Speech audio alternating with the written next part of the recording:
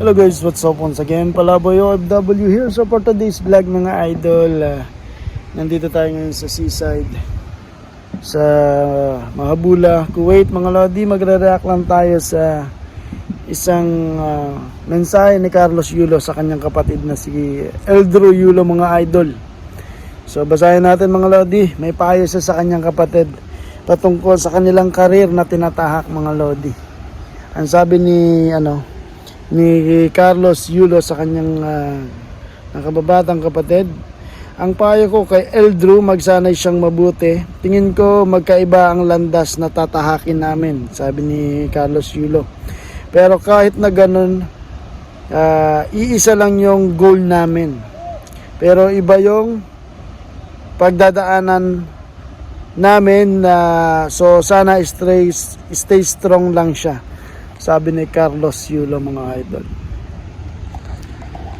Iba yung pagdadaanan nyo kasi si Eldro Yulo mga lods is mabait na bata, magalang sa magulang, sa nanay, sa tatay. Kumpara kay Carlos Yulo is minasama niya yung nanay niya sa pag-handle ng kanyang pera. Natural naman sa mga magulang niya, lalo na sa ina, no? Kasi ini-invest ng nanay niya yung pera ni Carlos Yulo sa mabuting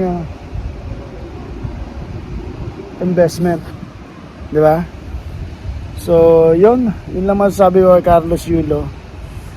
Sana maging mabuting anak ka sa iyong magulang. Until now hindi ka pa rin nakikipag-ayos sa iyong ina at sa iyong ama, no? Nagbago ka na lods,